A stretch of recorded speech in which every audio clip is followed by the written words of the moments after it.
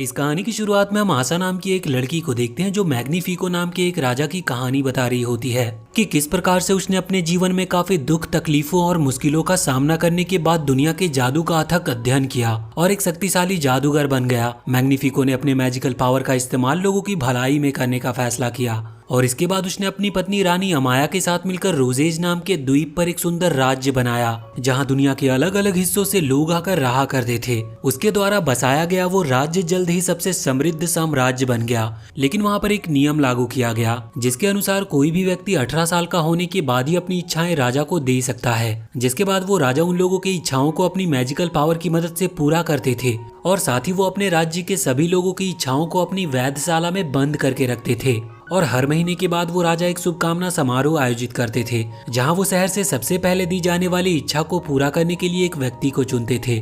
अगले सीन में हम एक लड़की को देखते हैं जो अपनी माँ सेसी, अपने प्यारे दादा साबिनो और अपने पालतू बकरी वैलेंटिनो के साथ रहती है।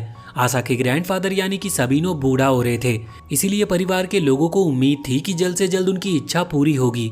आशा राजा के साथ एक साक्षात्कार में भाग लेने के लिए तैयारी भी कर रही थी क्योंकि आशा के चुने जाने के बाद राजा के द्वारा उसकी एक इच्छा को पूरी की जाएगी। आशा इसके बाद अपनी सबसे अच्छी दोस्त दालिया से मिलने जाती है जो महल में बेकरी का काम करती थी। वो साक्षात्कार के बारे में अपनी घबराहट अपने दोस्तों को बताती है, जिसके बाद उसके ग्रुप में उसके बाकी के दोस्त भी शामिल हो जाते हैं जो आशा को अपनी सलाह देते हैं कि उसे राजा के साथ साक्षात्कार के दौरान कैसे रिएक्ट करना है और क्या क्या कहना चाहिए।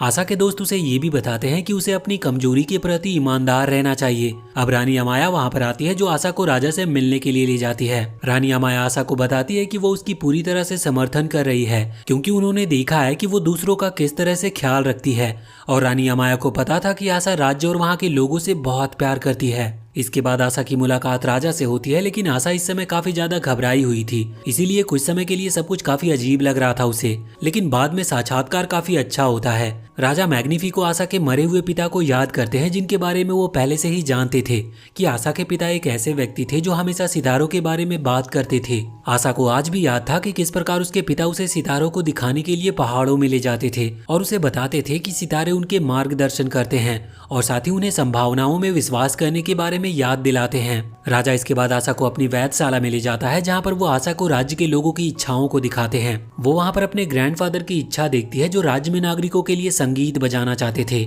इसके बाद वो राजा से पूछती है कि क्या उसके ग्रैंडफादर सीनो की इच्छा पूरी की जा सकती है।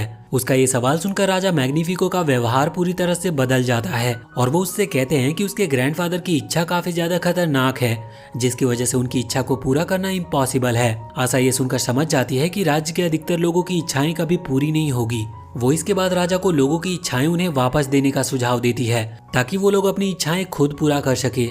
उसकी ये बात सुनकर वो राजा और भी ज्यादा गुस्से में आ जाता है। दरअसल राजा मैग्निफिको के पास लोग अपनी इच्छाएं लेकर केवल इसीलिए आते थे क्योंकि उनके सपनों को पूरा करना असंभव था और राजा का मानना था कि अगर लोगों की सभी इच्छाएं पूरी कर दी गई तो ये उनकी शक्ति के लिए खतरनाक साबित हो सकता है। इसीलिए वो अपने पास लाई जाने वाली इच्छाओं के मालिकों का अपने जादू का उपयोग करके उनकी यादों को भुला देते थे और उनकी आत्मा का एक विशेष हिस्सा निकाल कर उन्हें खुद के ऊपर निर्भर बना देते थे। मैग्निफिको आशा से कहते हैं कि वो सबीना की इच्छा पूरी ना करे बल्कि उसे एक लड़की को दे दे जो पूरे राज्य में सबसे अच्छी पोशाक बेचना चाहती है और इसके बाद राजा समारोह को समाप्त कर देता है और वो आशा को घर जाने के लिए बोलकर वहाँ से चला जाता है। आशा इस घटना के बाद काफी ज्यादा प्रभावित होती है। वो अपने परिवार के साथ रात में खाना खाने के दौरान उन्हें राजा मैग्निफिको की सच्चाई के बारे में बताती है कि कभी भी उनकी इच्छाओं को पूरा नहीं किया जाएगा। उसकी फैमिली मेंबर उसकी बातों पर विश्वास नहीं करते और उसे झूठा बोलते हैं। आशा इसके बाद अपने पालतू बकरी वैलेंटिनो को लेकर वहां से निकल जाती है और अपने पिता को याद करती है जिन्होंने उससे कहा था कि सितारे उन्हें रास्ता दिखाते हैं। वहां आशा एक ऊंचे पहाड़ पर चढ़ जाती है और सितारों से अपने परिवार की इच्छाओं को पूरा करने में मदद मांगती है और अगले ही पल आसमान में एक तेज रोशनी होती है जिसे आशा और राज्य के सभी लोग अपनी आंखों से देखते हैं, लेकिन किसी को भी उस रोशनी के बारे में कुछ पता नहीं था। लोगों को लगता है कि वो मैग्निफिको के जादू का एक हिस्सा है, लेकिन मैग्निफिको खुद अपनी पत्नी के सामने स्वीकार करता है कि इस घटना में उसका कोई हाथ नहीं है। वहीं अब राजा को एहसास होने लगता है कि उसे किसी अनजान शक्ति से खतरा है और अगले सीन में हम एक सितारा को देखते हैं जो एक मैजिकल स्टार था और वो पौधों और जानवरों पर अपना जादू छिड़क देता है जिससे आशा के पालतू जानवर वैलेंटिनो सहित सभी जानवर बात करने लगते हैं। आशा ये देखकर पूरी तरह से हैरान थी कि ये सब कैसे संभव है। जो जानवर अब बोल सकते थे वो आशा को बताते हैं कि ये तारे का जादू है जिसने उन्हें बोलने की शक्ति दी। अब आशा उस स्टार से बात करने की कोशिश करती है जो इशारों से आशा को बताता है कि वो इच्छाएं पूरी नहीं करता, लेकिन वो आशा की मदद करने और मैग्निफिको के महल से आशा के ग्रैंडफादर की इच्छाओं को वापस लाने के लिए राजी हो जाता है। वहीं दूसरी तरफ राजा को तारे के जादू से खतरा महसूस होता है, इसीलिए वो अपने पुरानी किताब में तारों को हराने के लिए मंत्र खोजना शुरू कर देता है और किताब में कुछ ना मिलने पर वो कुछ खतरनाक करने का फैसला करता है। जिसके बाद वो एक खतरनाक किताब खोलते हैं जिसमें कोई निषिद्ध मंत्र लिखे हुए थे। राजा की पत्नी उसे रुकने के लिए कहती है और उसे याद दिलाती है कि उस किताब का जादू उस व्यक्ति को नियंत्रित करता है जो उसका उपयोग करता है। राजा मैग्निफिको की रानी उससे कहती है कि वो प्रकाश के बारे में परेशान ना हो, बल्कि वो अपने लोगों पर ध्यान दे जो उससे प्यार करते हैं। वहीं दूसरी तरफ आशा उस तारे को एक बैग में छुपाती है और उसे वैलेंटिनो के साथ मैग्निफिको के महल के अंदर ले आती है। पर उसके लिए वहाँ पर सबसे बड़ी समस्या ये थी कि वो मैग्निफिको के महल में उस कमरे तक कैसे पहुँचेगी जिसमें राजा ने लोगों की इच्छाओं को कैद करके रखा था।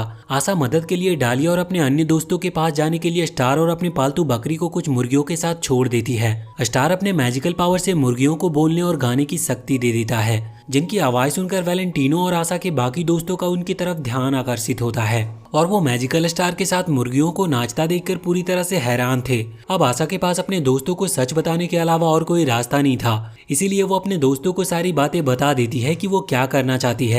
उसकी बातें सुनकर डालिया उसे राजा के वैधशाला का एक गुप्त मार्ग दिखाता है। वहाँ पे पहुंचकर आशा देखती है कि दरवाजा बाहर से बंद है, लेकिन स्टार अपनी पावर की मदद से दरवाजा खोल देता है और वो सभी राजा मैग्निफिको के वैधशाला तक पहुंच जाते हैं।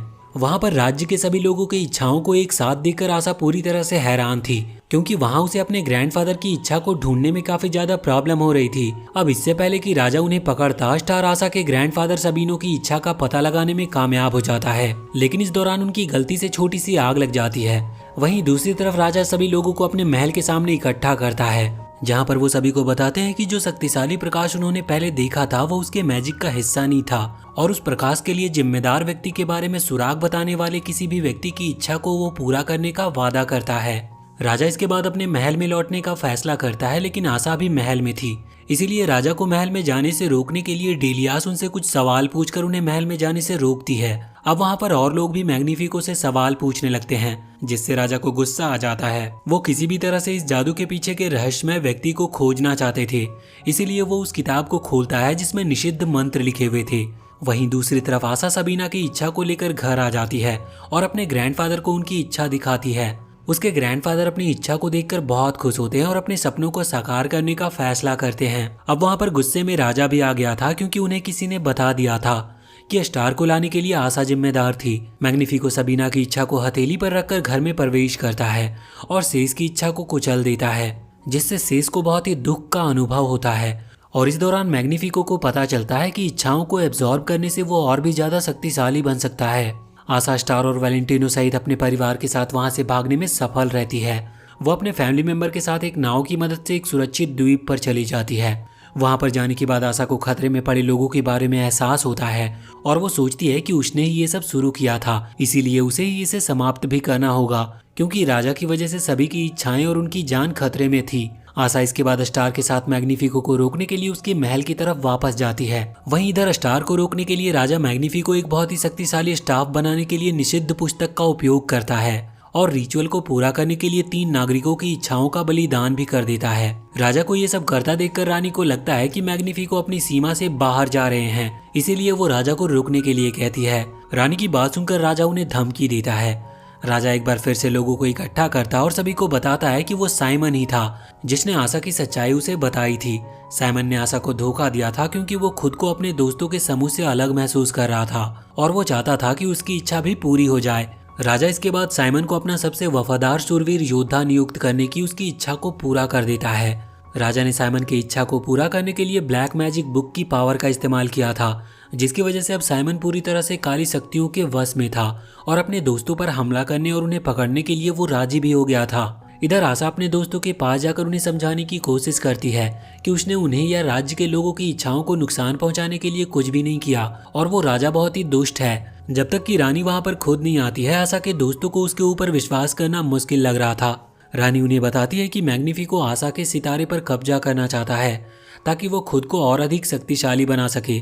रानी अपने पति को रोकने की योजना में आशा और उसके दोस्तों का साथ देने के लिए राजी हो जाती है। आशा इसके बाद मैग्निफिको को मैजिकल स्टार के जादू का इस्तेमाल करके जंगल के अंदर ले आती है, जिस दौरान उसके दोस्त महल की वैधशाला में चले जाते हैं, जहाँ पर वो राज्य के सभी लोगों की इच्छाओं को मुक्त करने की कोशिश करने लगते हैं।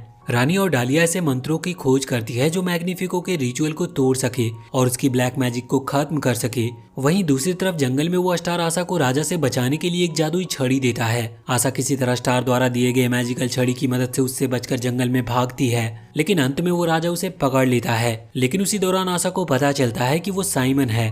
दरअसल मैग्निफिको ने अपने मैजिक से साइमन को खुद का रूप देकर आशा के पीछे भेजा था और खुद वो अभी भी महल के अंदर ही था। आशा के इशारा करते ही जंगल के जानवर साइमन को पकड़ लेते हैं और आशा घोड़े पर बैठकर महल की तरफ अपने दोस्तों और मैजिकल स्टार को बचाने के लिए निकल पड़ती है।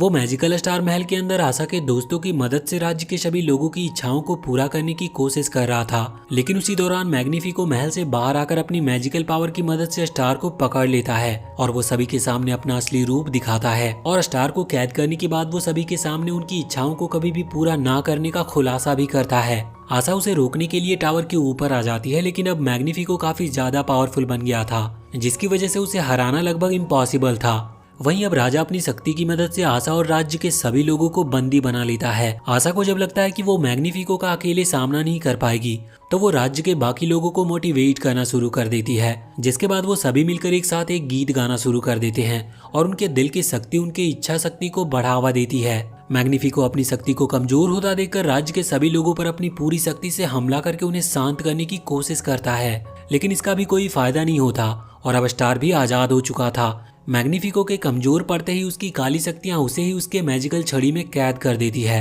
अब राज्य के सभी लोगों को उनकी इच्छाएं वापस मिल जाती है, जिससे वो सभी बहुत खुश होते हैं। आशा और राज्य के सभी लोग इच्छाओं की वापसी का जश्न मनाते हैं और अमाया को वहां का शासक यानी कि रानी बना दिया जाता है। मैग्निफिको इस समय अपने मैजिकल छड़ी में लगे आईने में कैद हो गया था और अमाया से खुद को शीशा तोड़कर बाहर निकालने के लिए कहता है, लेकिन अमाया ने आदेश दिया कि उसे उस छोटे शीशे के साथ ही जेल में कैद कर दिया जाए। इस समय आशा के साथी और राज्य के सभी लोग बहुत खुश थे कि तभी वहां पर साइमन आ जाता है और अपने किए के लिए वो आशा से माफी मांगता है और आशा भी साइमन को माफ कर देती है और अब वो बाकी लोग के साथ राज्य में खुशी से रहने लगता है। और आशा के ग्रैंडफादर भी इस खुशी के मौके पर राज्य के लोगों के लिए गाना गाकर काफी खुश थे, क्योंकि उनकी यही इच्छा थी कि वो शहर के दूसरे लोगों के लिए गाना गाए। अब स्टार के वापस जाने का समय भी हो गया था, लेकिन वो वापस जाने से पहले आशा को एक मैजिकल स्टिक देकर जाता है, जिससे वो राज्य के दूसरों लोगों की प्रॉब्लम को सॉल्व कर सके। और इसी के साथ ये मूवी यहीं पर खत्म होती है। तो वीडियो अगर पसंद आई हो तो चैनल को सब्सक्राइब करके बेल आइकन जरूर दबा लें।